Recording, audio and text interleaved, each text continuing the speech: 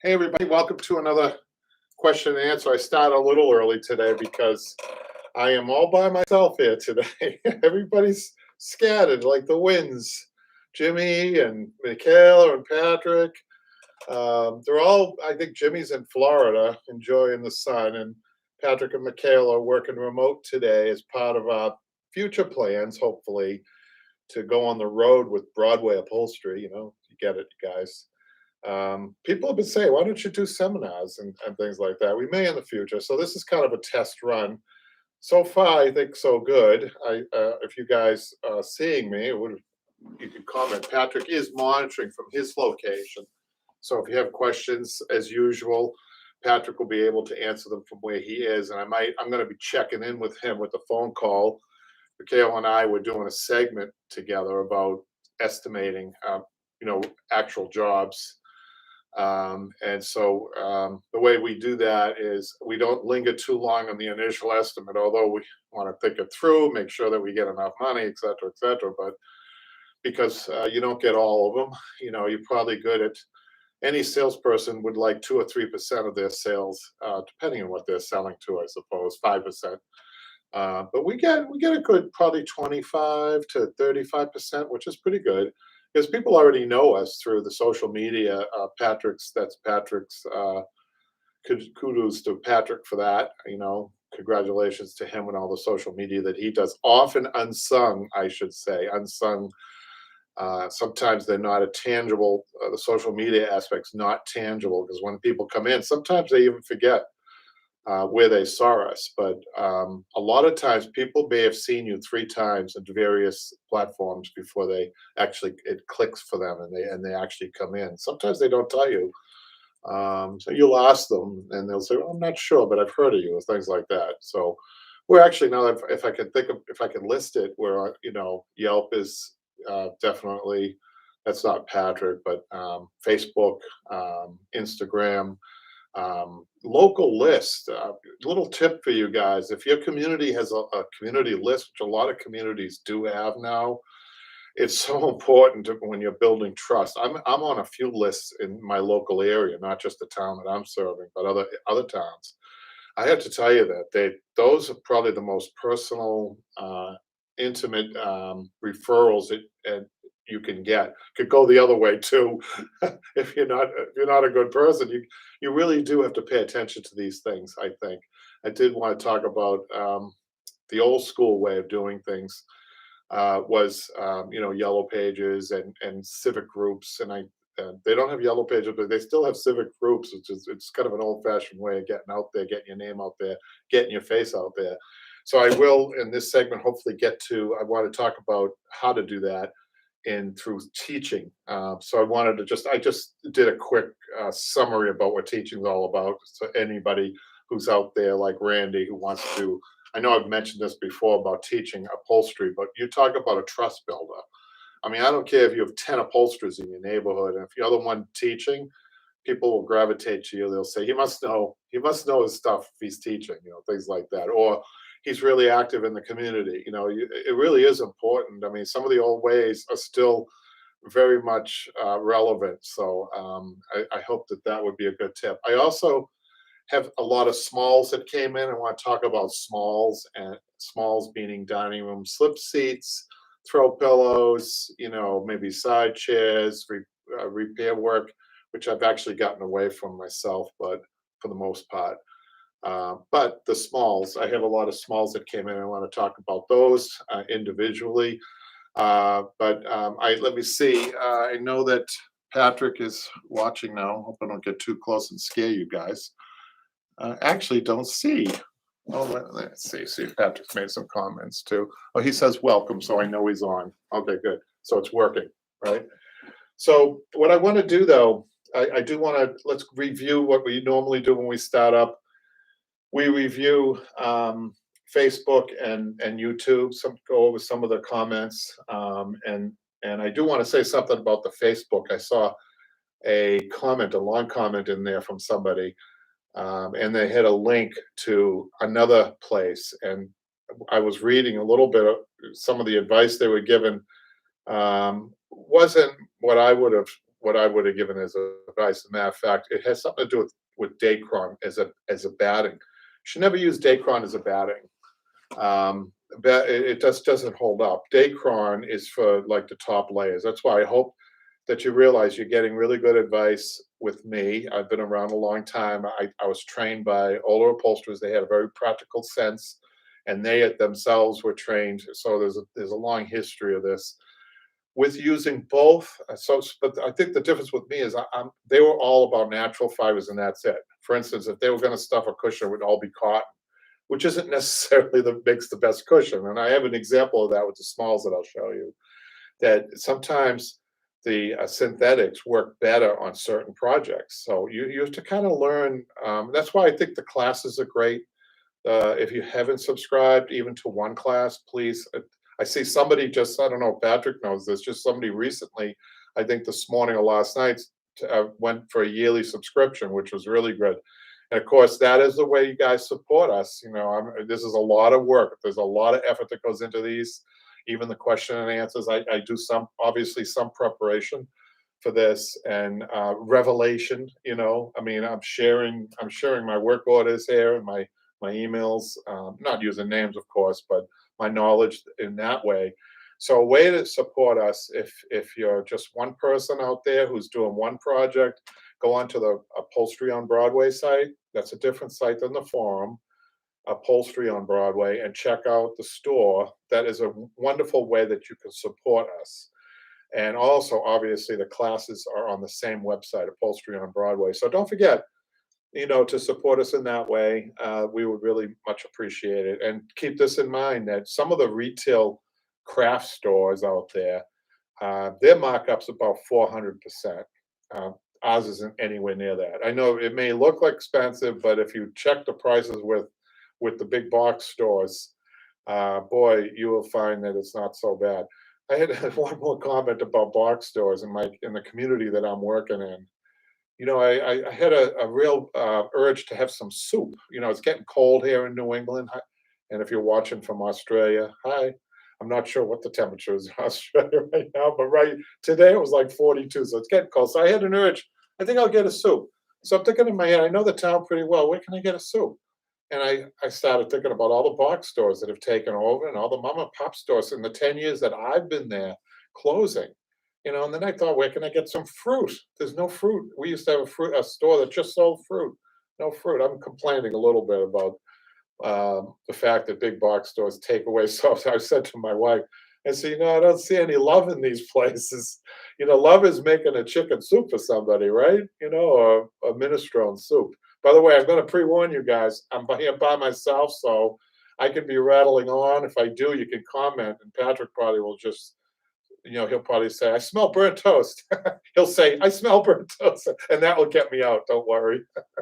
Anyhow, I stole that joke from somebody else. So let's get going.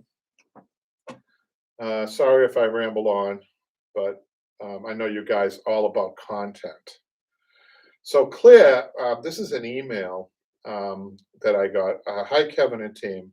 Hopefully you may be able to answer this question this evening. At the moment, I have a problem with my 2 index fingers, so I am unable to use tacks for the stretching process. I've seen you use the pneumatic staple to put in temporary staples. Could you explain exactly how you do it, please? Well, first, thanks heaps, she says. I will say that staple guns have saved many of upholsterers from retiring. I can tell you that, because we're subject to all kinds of hand problems, arthritis, and everything else. And once you lose the ability, the staple gun, though, you can duplicate the pin tack, and I'll show you how to do it. As a matter of fact, let me just get my gun. So you have to be very careful, Claire, when you do this. When I teach Jimmy, I think some of the earlier videos, we go over little safety instructions on the gun. So your hand when you're using your gun should be here, except that when you're right up against where you're stapling, and only your index finger should move. Now I'm not connected, so I can do this.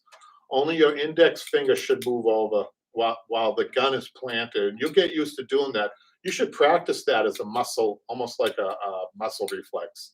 Okay, so it's just like that when the head of the gun is down. Now, that makes it even more important to do what I call pin stapling. So it's simply, you just move the head of the gun. Let me just show you, get up closer, show you. Let's say this is where you're going to be stapling. Normally you staple like this, straight, right? See that? You see right there, right there. And you move your finger, staple. Move wherever you need and staple, staple, staple, right? So pin stapling is moving your gun at about that much of an angle. Let's say, what is that, about 30 degrees? And then pulling the trigger. What that will do is just one prong will stick in for the most part. If two go in, it won't go in enough to make a difference. But you're looking at maybe getting one prong or the other prong maybe a quarter of the way in by angling it like that. So you could do that, and then when you remove them, you take your side cutters and take them out, and then you can do it again if you need to, or sometimes you're pinning and hey, that looks pretty good. You could just staple in between. See, now that's really a good tool, a good when you're not feeling well, when your hands aren't working properly, Claire. You're good. And I could tell Claire must have been looking at a lot of the videos that show pin tacking. And pin tacking you could do with 6-ounce tack, 12-ounce tacks. Wouldn't recommend 3-ounce because you really can't get that. But those two tacks are fine. So I hope that answers Claire's question. I think that's a great question. I really do. I'm amazed. And we've been doing these question and answers. Patrick will be able to tell me in a comment here, how long have we been doing these, Patrick? Let's see if he answers that quickly. We're not sure how we're synced. And so we're going to try an experiment. I'm going to be calling Patrick in a minute after I get through the YouTube videos to see if we're synced. And so that's important. If we're not synced, I don't think we should do it. Okay, so Patrick is answering. Patrick is on now, so if you guys want, you guys could be asking questions. And this, I can't see from this far away what's going on there. So when I call him, I'll ask him. But right now, let's get to some of these other ones that Patrick sent me. Okay, so go back to the forum. So Maureen, she's been a really good participant in the forum, and I tell everybody, please take advantage of that forum, because your helpers, your fellow upholsterers, beginners, journeymen, and professional upholsterers are on there, and they can help. And most of the answers I agree with. They're good answers. So Maureen said, "I finished, thank goodness. I posted before photos a few weeks ago. I asked advice about the backs on these chairs. Kevin, I called a local upholsterer and he said he wouldn't have time for me until after New Year's. I got bored waiting and winged it. So many attempts. I ended up putting 1/2-inch staples along the inner edge and hoping for the best. I should have chosen a lighter weight material, but I'm pleased overall. I got to use my grandfather's tack puller and mallet. I found a jute stretcher in an antique shop. They really did make these things to last forever." Now, I'm not sure Patrick can post this. Patrick, this is where I don't know. I should have reviewed this a little bit more. But there's a picture. Maureen's chair. And then she's got this process going on up at the top there. And then let me see if I can get this one up. Oh, these are the finished products. She did a great job. She's hard on herself, I think. She had more than one. How many did she have? 1, 2, 3, 4, 5, 6, 7. She must have had 8, unless 7 is an odd number. Let me see. 1, 2, 3, 4, 5, 6, 7. I see 7. Well, good for her. Good for her. Let me see. Let's go back. It's a little awkward, you guys, but I'll get through it. I'm really not the best at these either, Done there. Let's go to the next one. Oh, she has, this is from Daphne. Hi, everyone. New member here who is a complete beginner. I'm on lesson 3 of the Upholstery on Broadway Incorporated.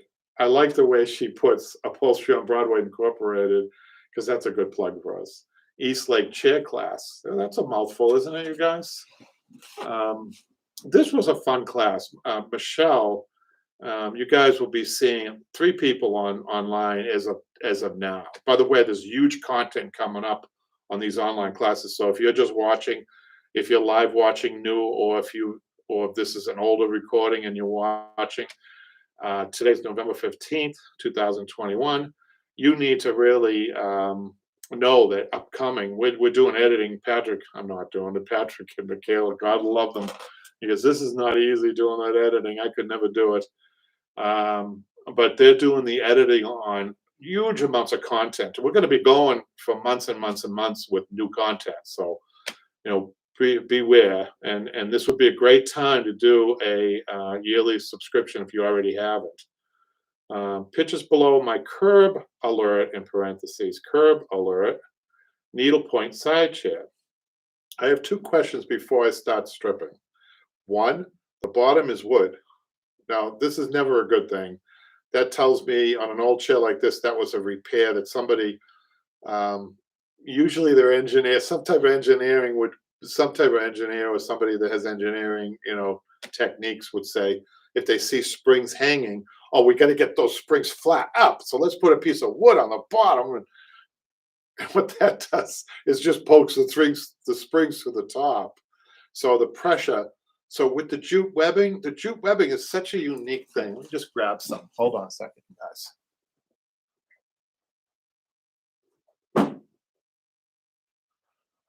So you probably know where I'm going to go with this, with the advice I'm going to give to Daphne. But the jute webbing has a quality that it stretches, not a lot, but it just stretches enough so that it sags. So if you see an antique chair with a little sag, most of them do, that's actually a good thing. It's actually the jute webbing is doing just what you want it to do against the springs, which has a lot of tension. You can imagine the tension in these springs. So if you have a piece of wood, it's flat like this. Where do you think all the tension is going to go? It's going to go up to the top, and then the springs are going to be compromised up at the top, which is a lot worse than having them compromised on the bottom, because the bottom is a little bit easier to repair. Isn't it in its simplicity? It's genius, really, in some ways, but it's over time, it has proven to be the best method. And people have replaced this. Manufacturers said, well, we have nylon webbing, that's better. Yeah, it's better. It's just like wood. I mean, it doesn't stretch. And the thing about nylon too, funny thing about nylon is it eventually dries out and then gives out. So, and then they go to zigzag springs, and then they go, we won't put any springs in at all. And then, all kinds of variations. But, you always come back to the webbing, to the coil spring, to the hand-tied jute. It has to be jute, twine, burlap.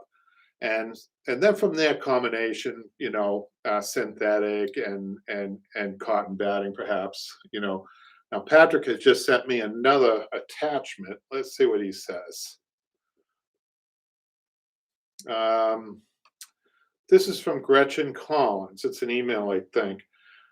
Enjoyed watching your video gluing on trim, which you recommend the Stanley glue gun. There are so many options available. I'm wondering if that is still what you use and would recommend today. Here's the thing: the gun has to be hot enough to melt the glue effectively. So any brand name, if it has two switches, a low and a high, that's actually a good sign. You put it on high and tape it, never put it on low. Because on the low setting, no matter what kind of type of glue you're using, it's more of a problem of the heating the glue. That's the problem. You have to make sure it's hot enough. If you're using a gun, I don't know if anybody's used a hot glue gun, more like a warm glue gun. Most of your craft stores have a warm glue gun. That's not enough to really melt the glue to really make a good bond. So it won't last. So make sure that it's hot. Of course, the bottom, the flip side, the bad side of that is if you get that on your finger, it's going to burn you. So always make sure that you're aware that if you get glue, hot glue, the really hot glue on your fingers, to make sure that you get it off right away. So you always make sure that you have a cloth. Most people don't want to take and do this to their pants or their shirt. They have that hesitation, and that's all it takes is that hesitation, and you're going to get burnt. Make sure you have a place to go with the glue to wipe it away. You can't wipe it on your other hand. And if you don't want to wipe it on your clothes, the best thing is to have a lousy rag shirt on and just or pants. Make sure you have your work pants on, and it really should be that fast though. You get hot glue, right, take it right off. Because if you hesitate, then you're down to the first or second layer. But that really is the key to hot glue is or gluing is to have it hot enough. Let's go back to this question. I think she's almost done. I'm wondering if that is still what you use. Okay, so it doesn't matter as long as it is producing hot glue, and you can check it. Just check it to see put the glue on and see if it does its job before you get it really into a project. I want to make sure Patrick's answering these.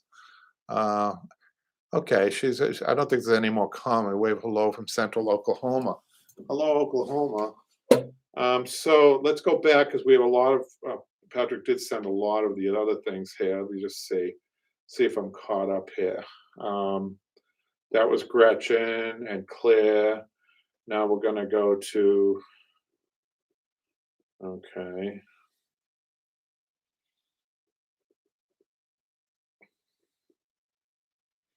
Oh, dead air time. Okay, the YouTube ones were above that, so you can see I'm not that great. So we took care of the Facebook. Oh, let me finish. I wasn't finished on this one. Let me just get it up because there was more in this. Okay, so this was from Maureen. I have chosen a lighter weight fabric, but she had more comments down here. Hold on a second. I don't know why I can't get it up, Patrick. Okay. I'm in lesson 3 of the Upholstery on Broadway Incorporated East Lake chair class. That's where I stopped. Pictures below my curve alert needlepoint side chair. I have 2 questions before I start stripping. One, the bottom is wood, and then I went off. That's why I lost it, but in a good way. As I'm giving you a lot of information here. Okay, Patrick, I see that. Okay, let's just answer that. Patrick says, Daphne is asking a question. When she takes it apart, does she take the wood off first? Yeah, get rid of the wood. Get rid of it, and you're going to go to the webbing. Yeah. Hopefully I gave the right advice because I think let me see, where am I now? Okay, we're at the Facebook. Oh boy. We have a lot. I'm sorry, you guys, because this is I have to get used to this. And then, Patrick, every time you text me, I lose the dialogue that I need to go back. That's okay. Question from Lucas. Go ahead. Look at the computer. Is that Lucas's? That's okay. Lucas, I have a question. Any advice from Kevin on types of thread to use for hand stitching? There's only one thread to use for hand stitching, you guys, and that's a hand stitching thread. And we have this available in the store. Lucas, go on to the Upholstery on Broadway. We have a sewing kit with different color spools of thread. This is a spool of hand stitching thread. There's no other. So I stupidly, now I know better, I ran out of a color thread. So what I did was, let me show you what I did.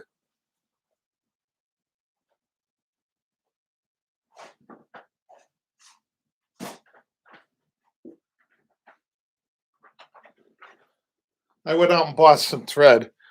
I never do this. It's just I was desperate, right? And now I'm getting a call. We'll have to do something about that, Patrick, because the phone call's coming in on the computer. I'm gonna have to wait. Let's just decline that. So I went out and I got some thread, and thinking that I could double up on this thread. What a nightmare! It's still, when you double up or even triple up on this light thread, and it's supposed to be strong. It's polyester. It breaks. It's not strong enough for what we need to do in upholstery, right?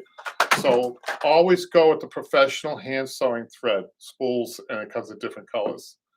So Patrick's got another attack. Okay. He wants me to look at the computer. Hopefully, sorry, I'm getting too close, you guys. Lucas, hello, everyone. Pamela Bowen. Hi, Pamela.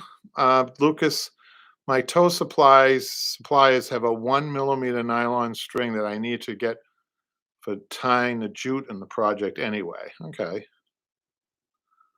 That's super hard to find in Europe for some reason. I've been looking all over. Oh, he's in Europe. Patrick, you can ask. I'm not sure about our overseas, how that works. I think we're just domestic with our sales for the store, right? You can answer Lucas that if you want. Okay, so I know Pam. I'll get to Pamela Bowens. I think this is her, right, Patrick? I think I remember this chair. Yeah, Pam. Hello, I'm struggling with getting the fit of this linen around the inside back curve of this wing chair. Oh boy, Pam, you are in a little bit of hot water there with that chair and that application. Just take. I guess the question would ask you: did you use your own pattern or did you use the original pattern? If you can, I know you're live. If you can answer that for me, that's really important to know because it looks to me like you may have used your own pattern for this. Okay, I'm just guessing. So we'll wait for your answer here. Um, Patrick, it's important before I answer this because it looks to me like, Pam, that your welting, your piping is too towards the inside back. In other words, the piping on this chair, you need three pieces. There's no way you can do it. You got the right idea. But Pam, usually the piping, I can say from experience, is a little bit over to the left and to the right of that chair, and that could be where you're having a lot of problems because you don't have much of a V cut in this. She traced from the old fabric, old pattern. Well, you did the right thing by doing that, but sometimes the old patterns aren't right either. And depending on the fabric, you could have a fabric that's not cooperating. And there's one other thing I see. Did you run a piping along the bottom? You can answer that right now if you can. I can't see if there's a piping on the bottom. And I got a really good tip for you if you don't have it. You're trying to pull that through with the stretcher, or you're using on the bottom. I'm talking about the pulling. How are you doing the pulling? And did you just extend your fabric and you're using the fabric, or do you have a piping? No piping. There you go. Here's what you want to do. Okay. You want to try to get this pin tacked as wrinkle free as possible.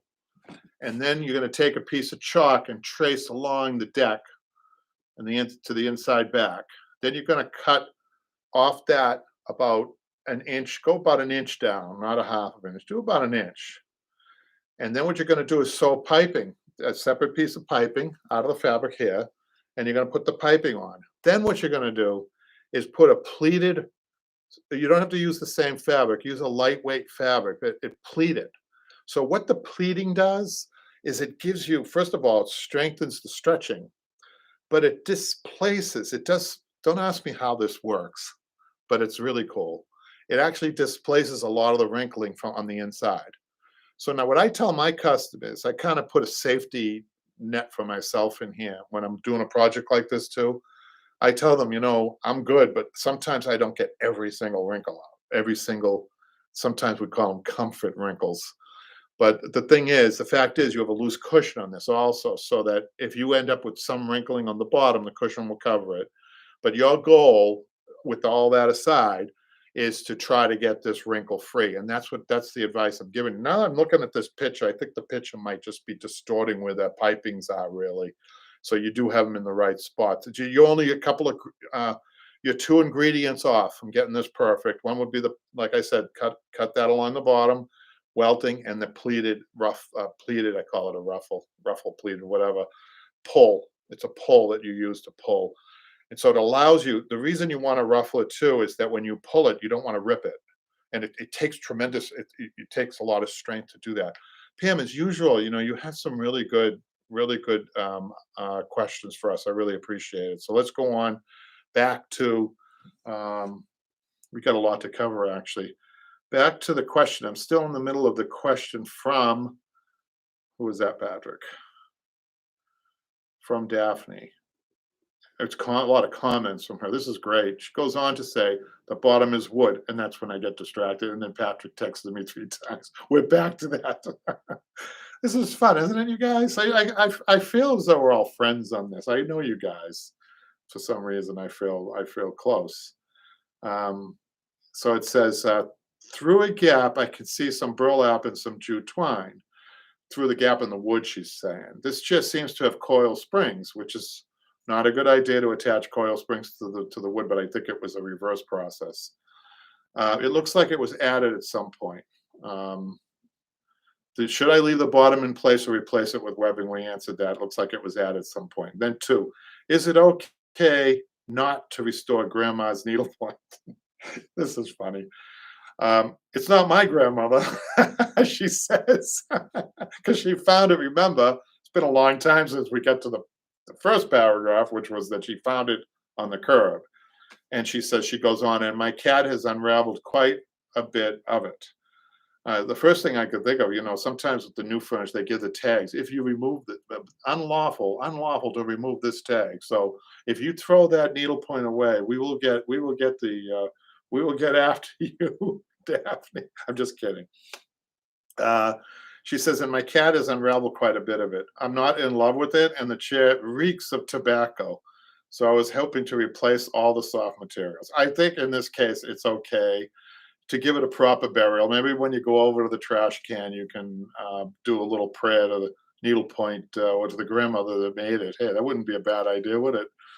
I don't know if there's a reuse for something like that. You can clean it and maybe use it. Some people, if it's sentimental to them, they actually frame needlepoints and hang them. But anyhow, let's get back to, that's it with the Facebook. Now we're on to the YouTube, and I'm just going to catch up instead of Patrick. So Patrick, when you text me, I'm going to lose it. So why don't you let me get through the YouTube, all right? So I know that you guys, there's a lot of comments too. So I'm going to get to the YouTube. This is about choosing trim. Does the glue last? Why shouldn't we staple, please? So if you have double piping, you can staple. But the problem with stapling through double piping, first of all, you need to make sure you've got a good compressor that's going to be able to get through the double piping and the wood. And a little tip, you guys, if you're going to do that, you can color the staples to whatever the fabric is. And it kind of hides it. But what it doesn't do, though, is it always leaves a dimple, a little pull. So I don't always do it. Sometimes I have to do it because some materials, even if you've got a good glue gun, it doesn't seem to work on it. Some of these finishes that they have in the new fabrics. Does the glue last? Yeah, as long as it's hot, it does last. I've seen it not last, but it's usually because it wasn't a proper glue gun that was used, and we just talked about that. So now Amanda, how to run an upholstery shop. Amanda, she commented, this was a great help, and thank you for that comment. Now, how to fix cat damage on a chair arm. Very well done. I had faith in you, given how confident your cuts and movements were, but I had to giggle at the repair seeming to be solely completed with the staple gun. Then you pulled out the upholstery needle. Woo, okay, you were right to be confident. Oh, thank you. That's from Jessica. I'm not sure. Let me just do that. Go on to the next one. And this is one we got a lot of, fixing a pop button. We got a lot on this one. We're going to be doing more of these. Patrick and I are going to be doing more individual, like we just talked about this webbing, and I guess there is some things to talk about webbing even, and burlap and the tack tape and the ply grip. We did a ply grip one, it was popular. That's what Patrick said, why don't we do more of those individual supply or applications, because they seem to be popular like this one was. Great video. I need to do this on my Eames lounge chair and ottoman.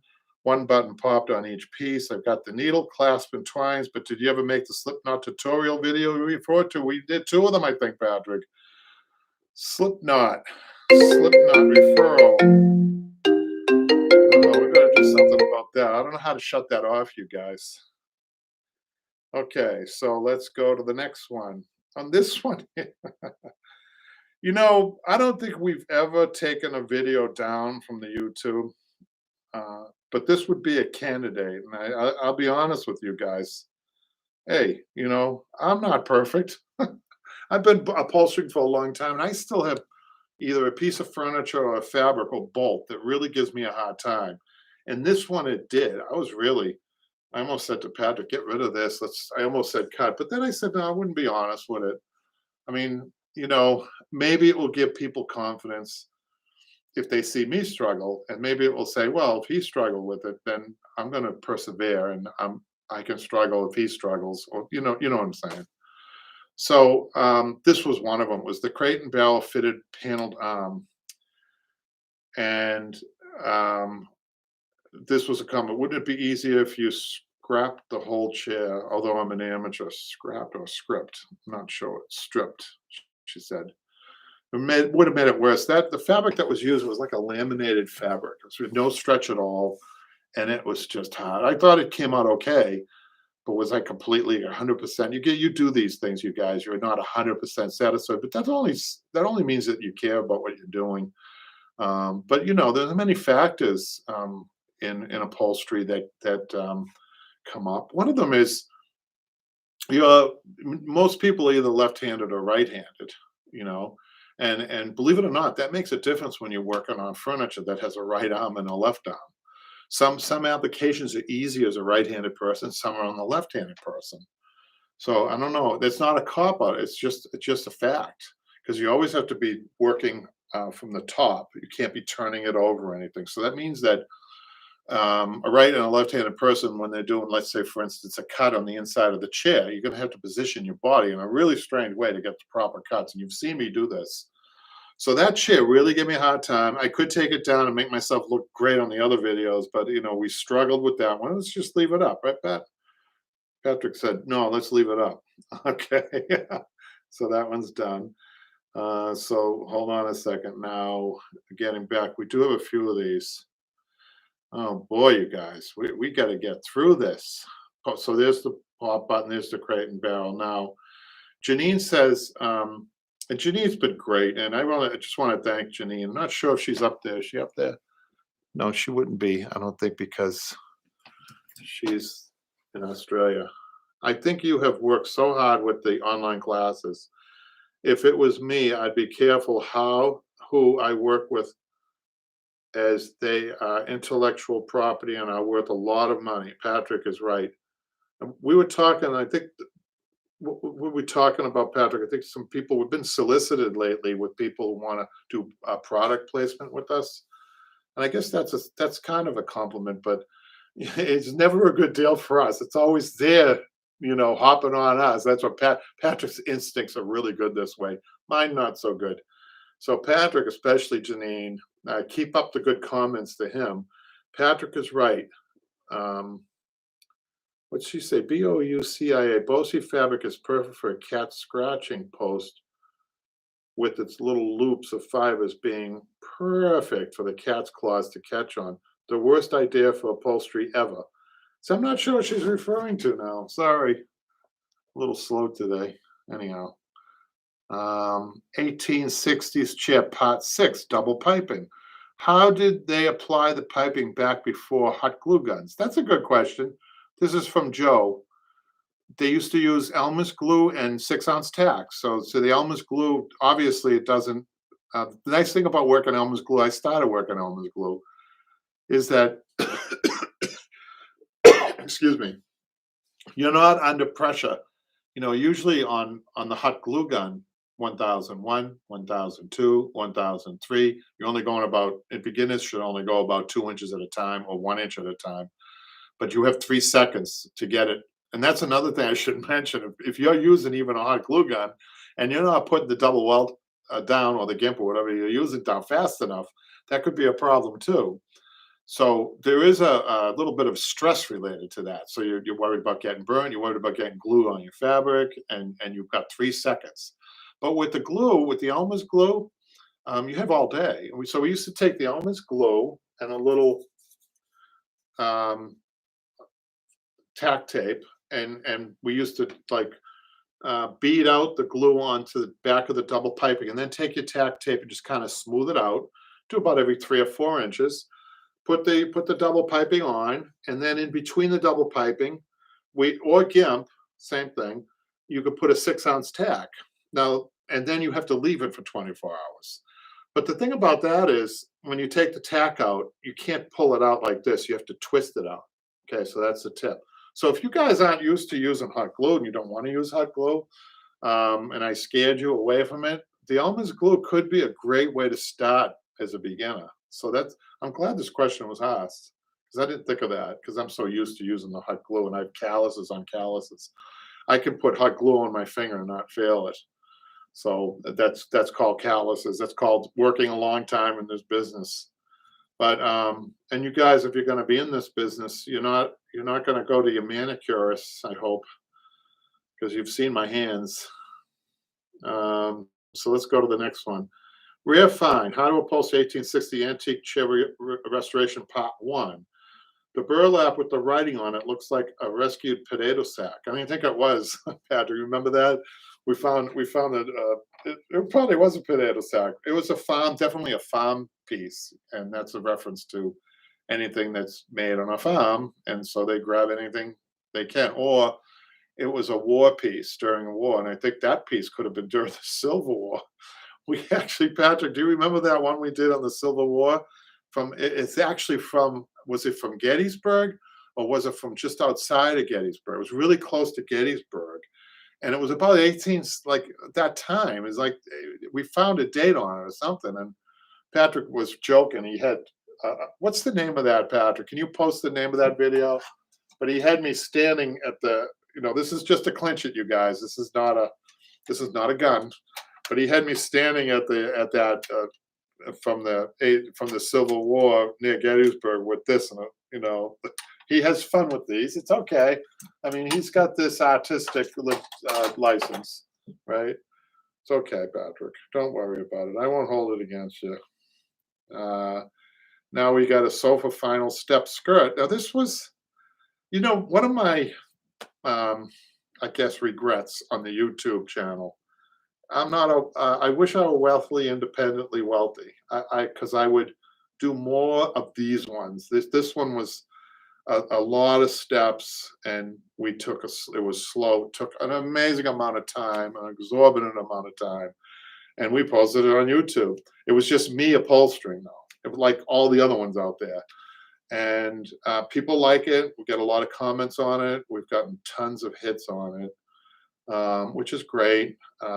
It's just that it's just impractical from a time standpoint. That's why we're doing the online classes with a student, which makes me even better, I think.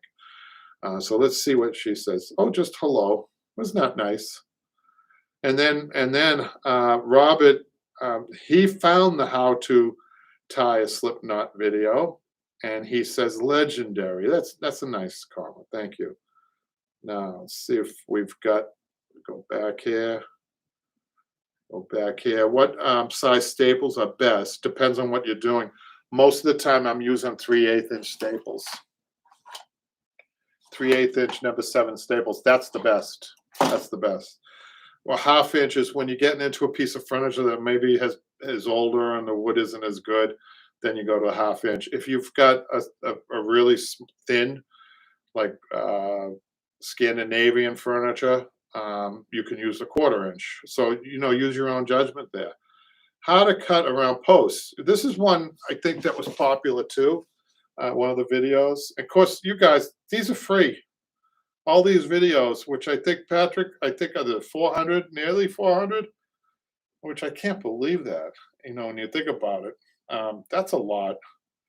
And I think the content is important. We did work for a person who worked for YouTube.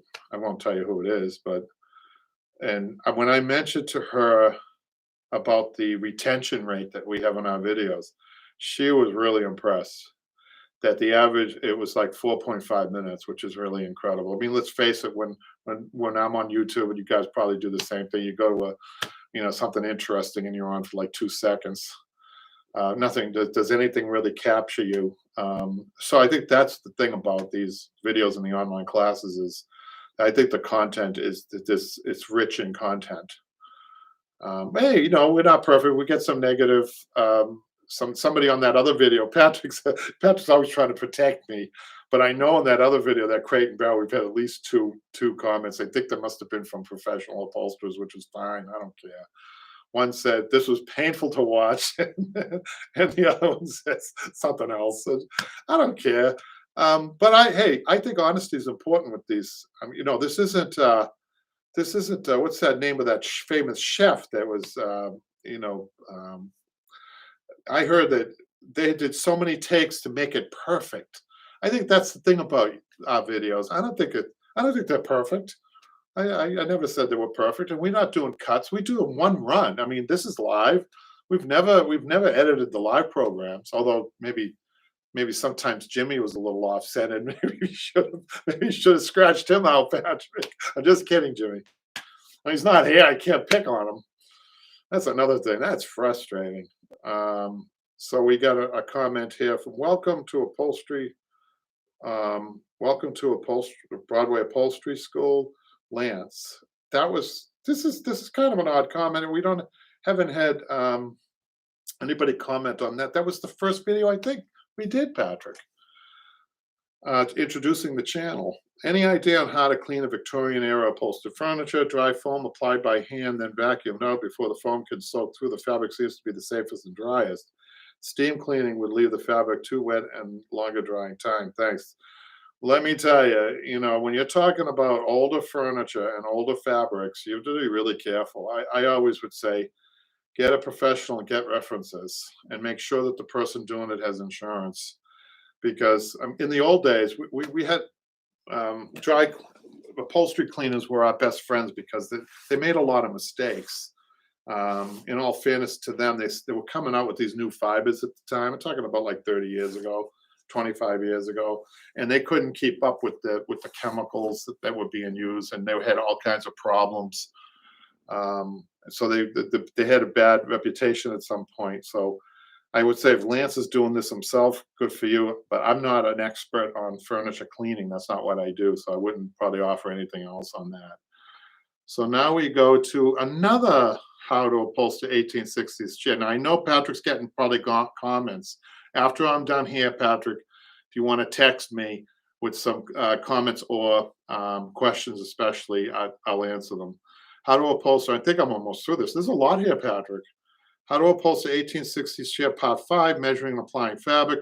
What treatment does the wood get? It looks as if there was some gouges, scratches, and loss finished in the area. So sometimes what I do is after I'm done, but before I put the trim on, I have a very simple approach to, I'm not a refinisher, and I don't really go with refinishing a lot. I know in Europe, believe it or not, in France, it's like big. You always refinish the furniture, even the antiques, take it down to the, sand it and all that. But you know what I find really effective on darker, like this one here? I use an old English scratch cover. It cleans the wood and it takes most of the scratches out. It looks beautiful. I go with the soft approach. I really don't go too heavy on the refinishing, unless something obviously needs it. But in this case, so what he was seeing was probably before I put the old English on, before the customer got it. We do a lot of customers projects, in the youth. As a matter of fact, that's all we've ever done. Customers projects. And I think that is it. So Patrick, if you want to call now, I want to see what the sinking process is. Not sinking like, when Jimmy's here and the ship's sinking. Here he is. Again, Jimmy, I'm just kidding. All right, well, here's Patrick working remote. How you doing? So I need to get away from the computer because it's echoing right now. Okay, so I think, is it being synced properly? Because no, that's the problem. It's only got a couple seconds behind. So as long as I get away from the computer, I'm fine. So let me tell Michaela to look at the comments. She can. Okay, so we're gonna do comments now, you guys, and questions. So Dad's on live, Michaela. Do you want to do the estimates with Michaela? I think you should do the comments first. I'm all caught up. It looks good. I've been monitoring it. Okay. So okay. I think you should get to Michaela. Okay, let's get to Michaela. It's one of the segments that people said they like, which is this is a live answering estimates, real actual estimates. So shoot, Michaela, which one do you want to start with? I hate to be so obvious, Dad, but you tell me to look at the comments. All you have to do is look at the screen. I know, but I don't want to put my face too close and scare people. That's remember those videos? All you need to do is move your head a little bit closer. No, I don't want to scare the audience away. But we're all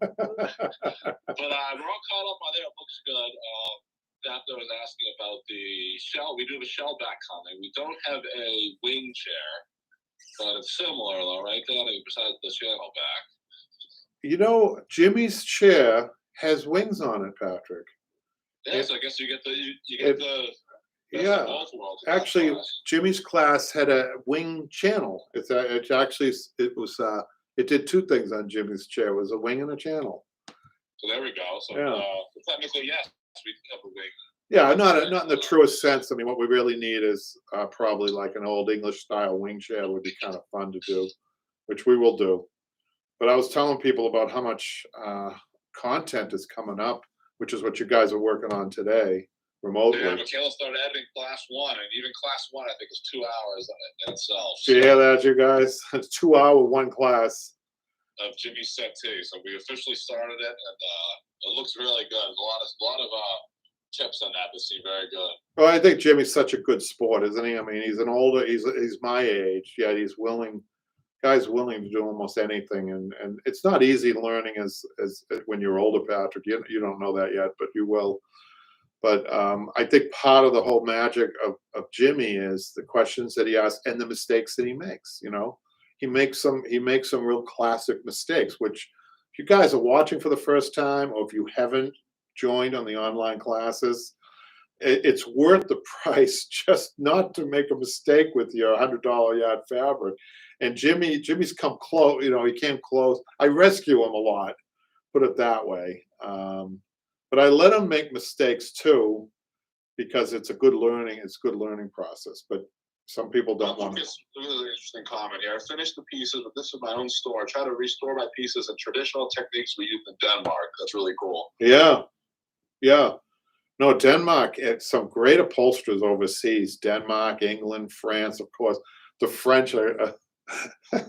I think my theory about French upholsterers, Patrick, is that they used to all be chefs in the five-star hotels, because the thing about the French is that they really do care, and they're so attention to detail and ingredients that when I take apart a really truly French piece, an older French piece, you wouldn't believe the stitching work, the exquisite work underneath the fabric that nobody's ever going to see except me. I appreciate it, but they had such pride. The French have really pride in their, and the English. Well, you met one of them in England.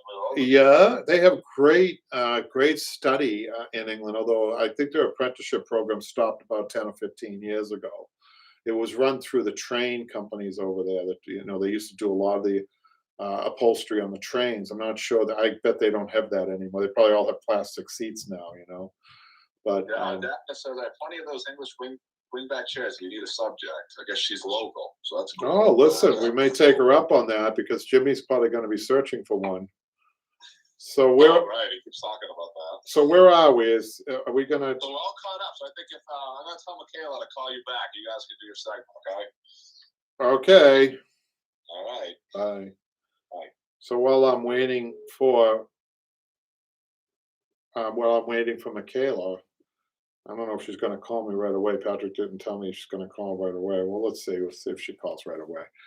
But this is a little different. It's a little awkward for me with the phone, because I'm not great with the phone. And Michaela really being good with the phone right away. Hi, Michaela. How are you? Hi, good. How are you? I'm good. Well, welcome to another question and answer. Oh, I don't have to do that with you, I guess.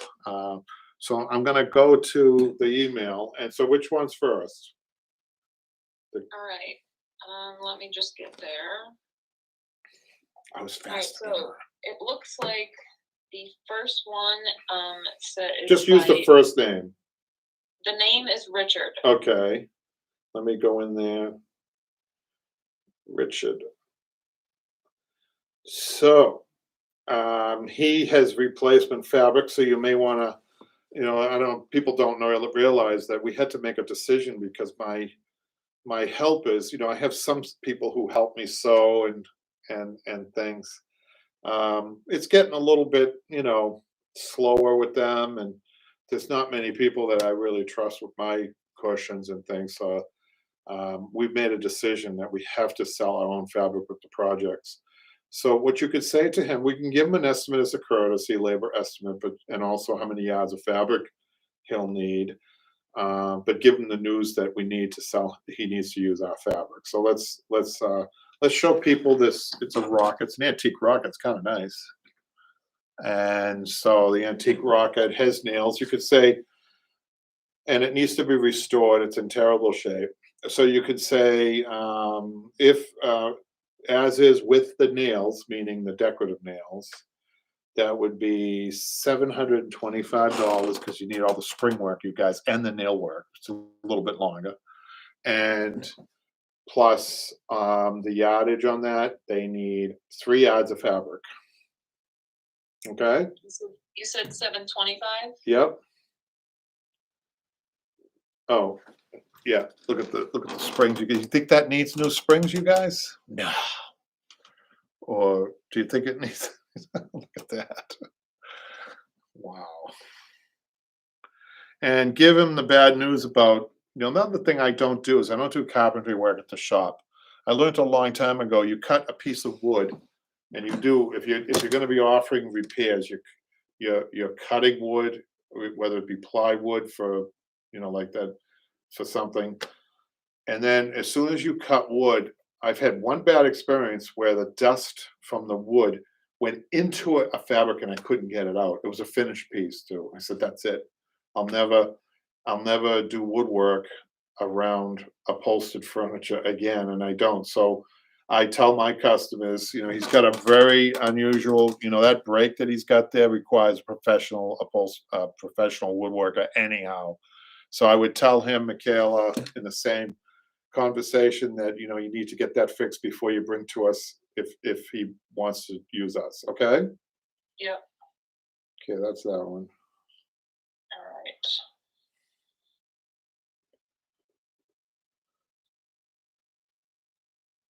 Is Kimberly the next one? Kimberly? Let me see. Yes.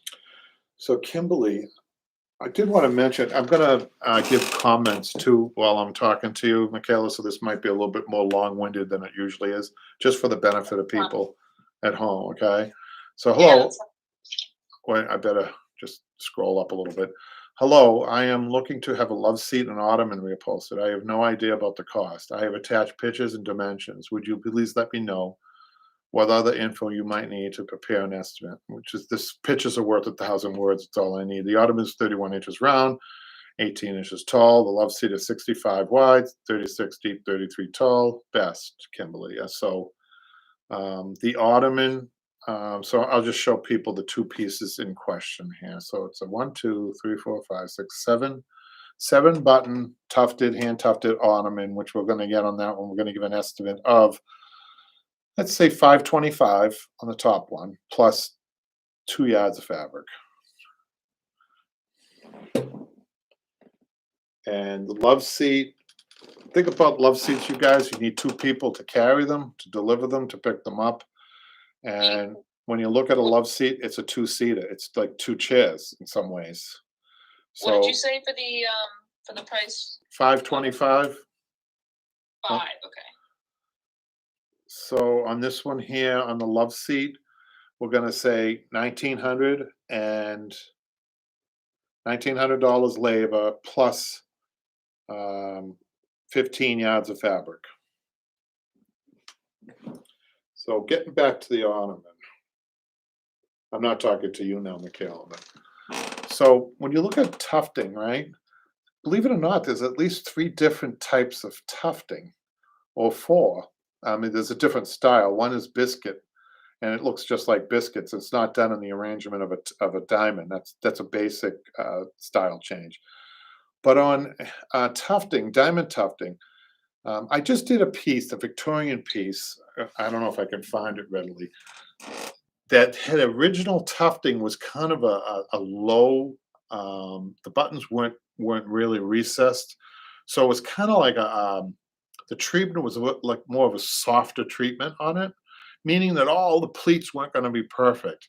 But when you have deep tufting, and most Victorians were deep tufted, like horsehair tufting, that you have more defined pleats. And then you have on the DIY sofa that we did on YouTube, you guys could check this out. That was considered like a real soft tufting. And sometimes you don't even get the pleat in something like that. So you could watch that. So the reason it's important when you're talking to your clients, and you need to make sure when you're talking to your client about that ottoman, that is not always a good idea to have an ottoman or a seat with tufting because it's going to take a lot of downward pressure and just kind of mess up your pleats. You can almost see some of the pleats aren't even there. So it's always good to warn people about that when you're talking to them about estimating about the job. So that's that. You got all that, Michaela? Yeah, I just want to double check. So you said 525 for the ottoman and 2 yards. Yes. All right, and then 1900 for the love seat and 15 yards. Right. Okay. Should I mention the no customers on material for this? Because Yes. just by looking at this email, it is a forward. It looks as if she sent this to many upholsterers. Oh, yeah. Well, probably a big waste of time then, but just tell her that she needs to use our fabric. Okay.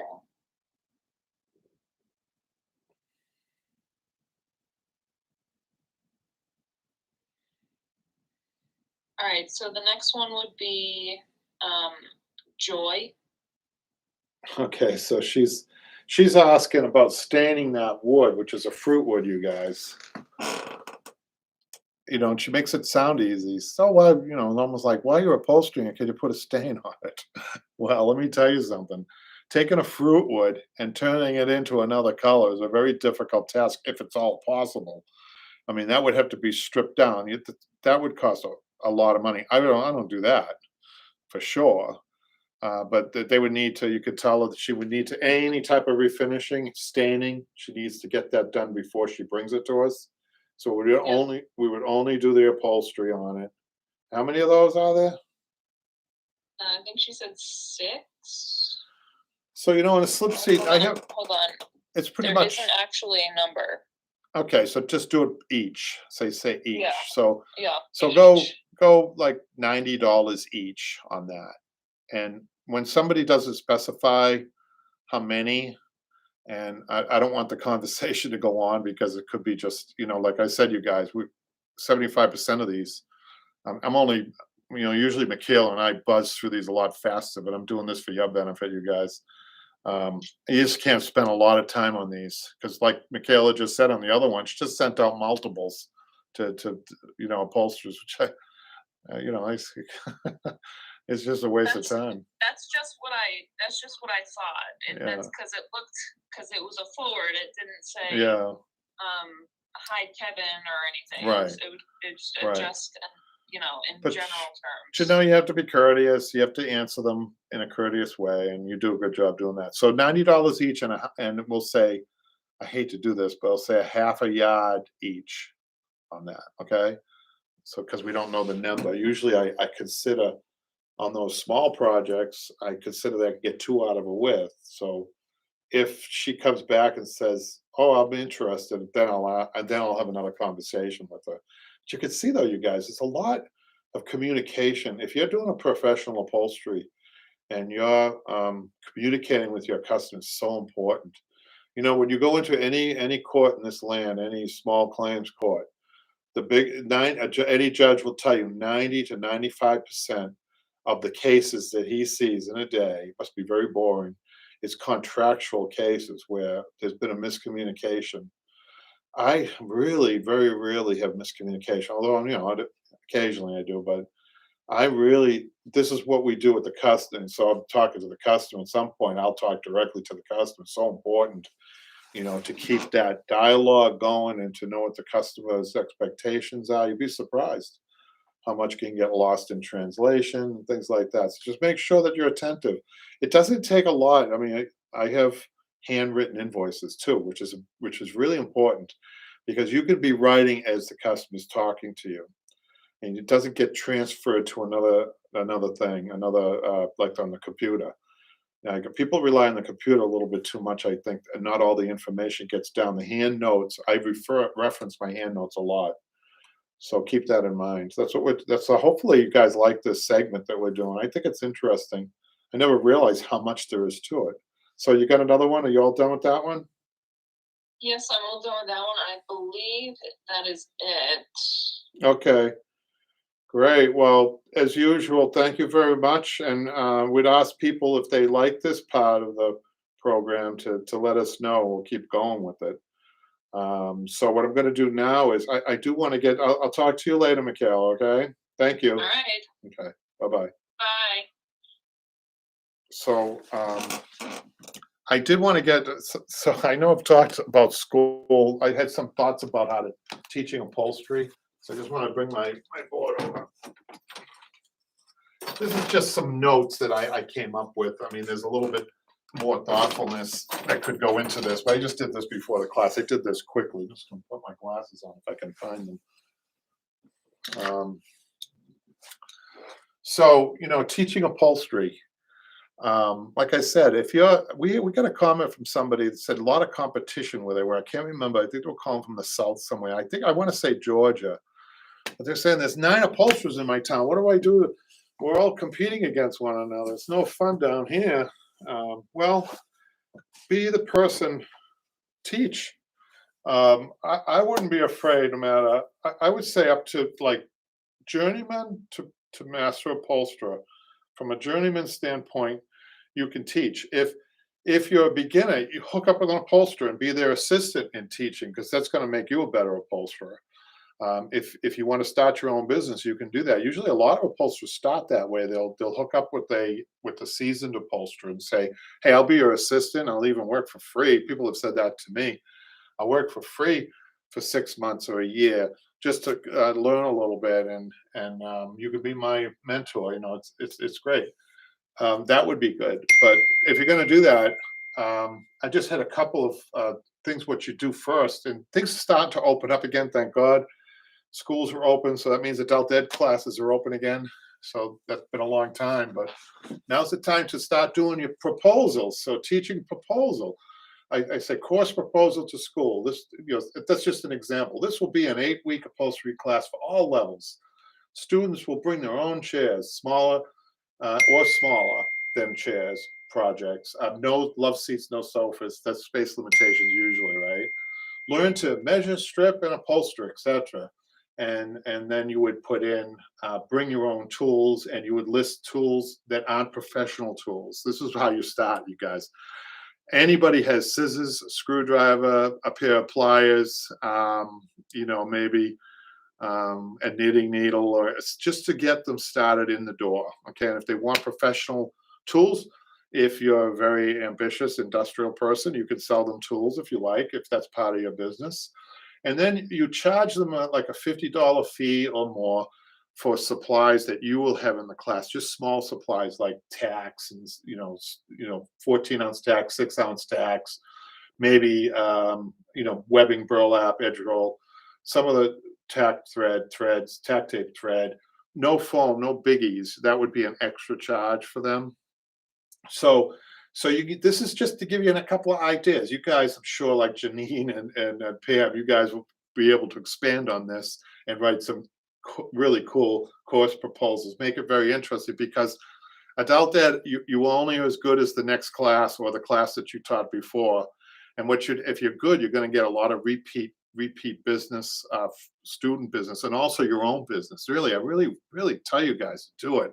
When I started in Brookline, I started. It's like it builds momentum. I was teaching 3 nights a week, 12 people a night.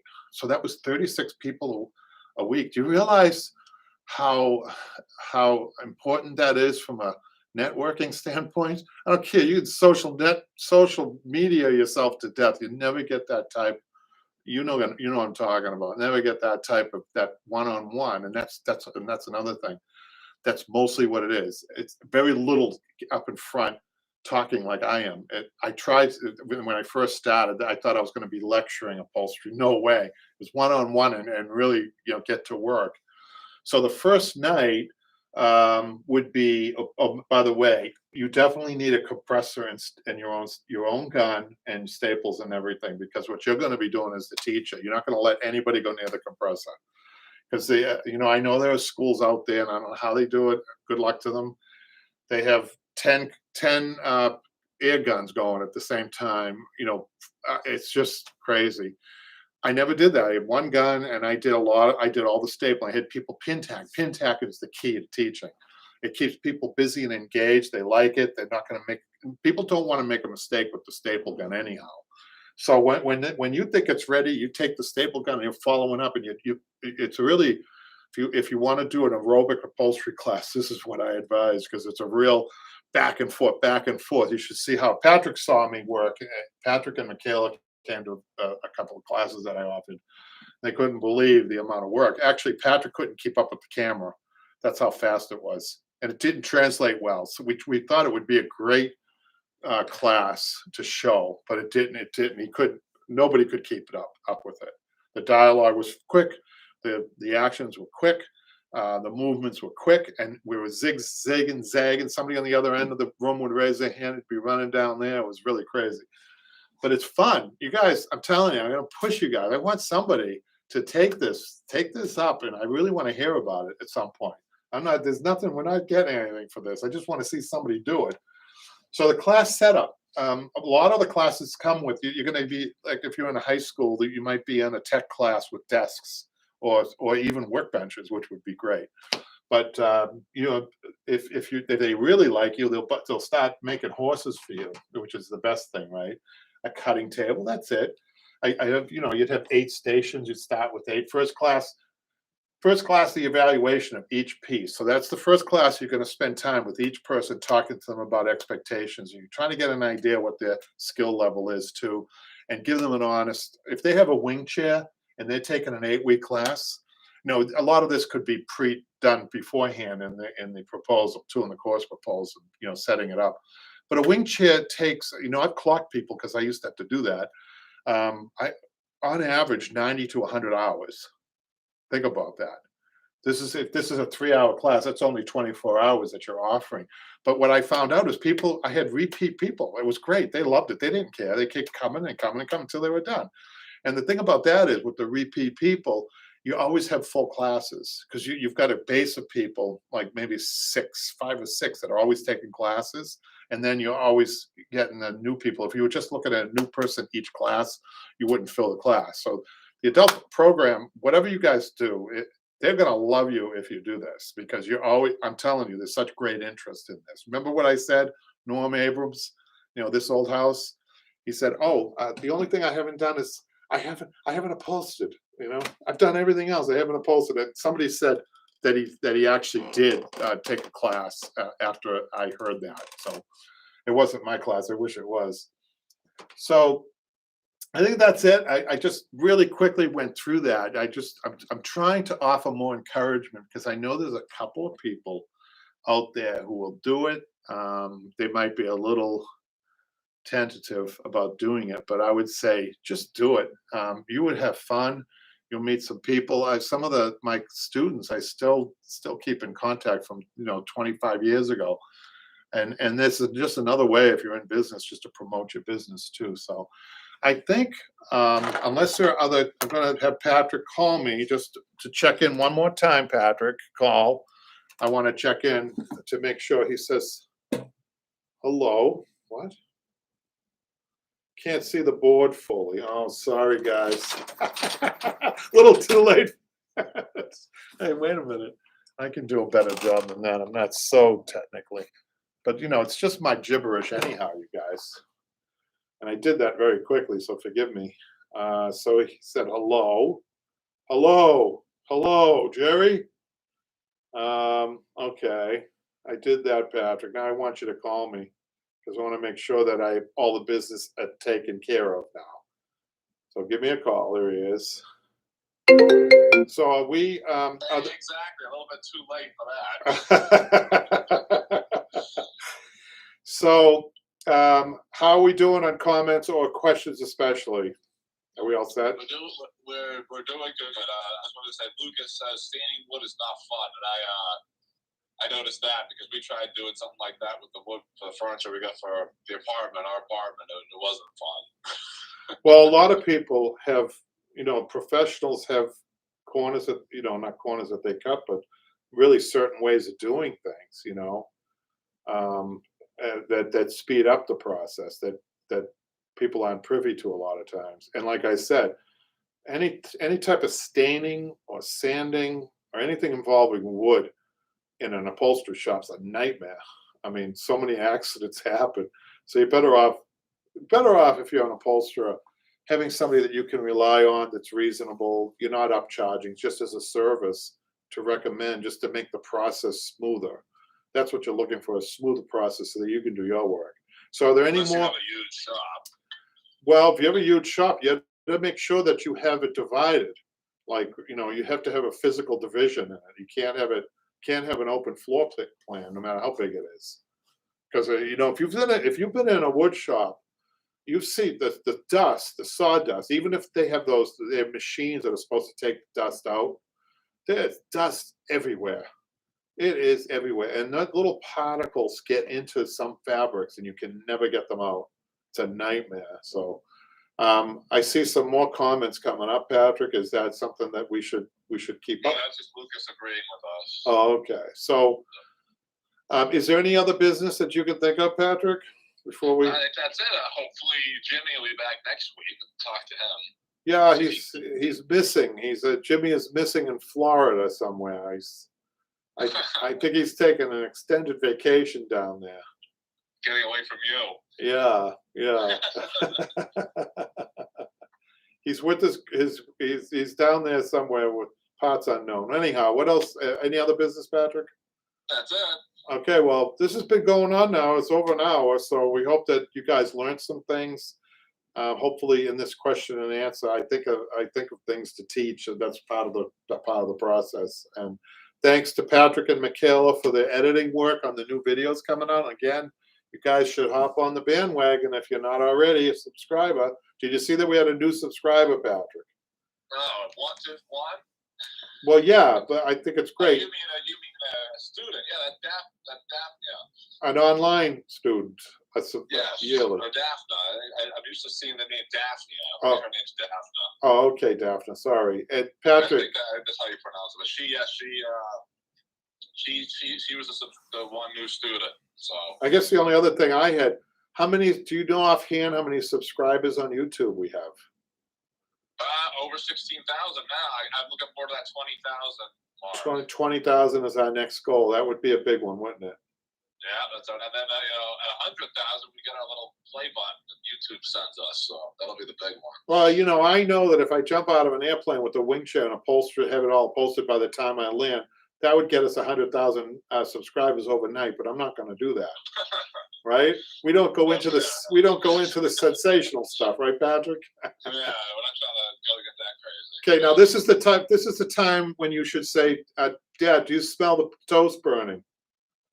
Yeah, exactly. We're on track. End the Q&A now before you go ballistic. Okay, I do smell toast burning. So with that, I'll say, see you later, you guys. Thanks, guys.